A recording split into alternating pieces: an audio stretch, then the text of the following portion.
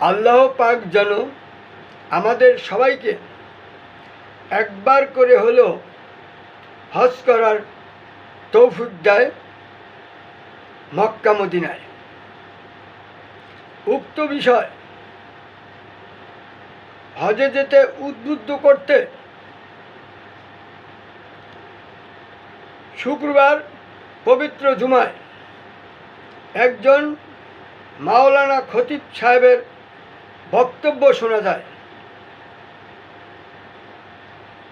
তার বক্তব্য শুনতে পাই এবং আশ্চর্য হয়ে যায়। তিনি বলেছে তার মধ্য বয়সে 9 বার সে হজ করতে মক্কা মদিনায় গিয়েছে। আরও বলেছে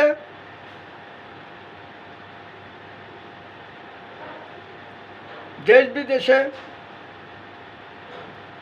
3.5 লক্ষ টাকা তিনি শুধু বিমান ভাড়া দেয়। এত টাকা সে পায় কোথায় সেটা আমার জানার বিষয় নয়।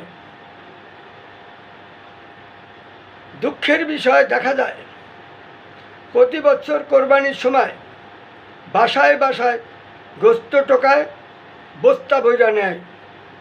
তার কথা কি বিশ্বাস করা যায়? তবে সে একবারও বলে নাই প্রতি বছর তিনি কত টাকা জাকাত ফাতরা দেয়।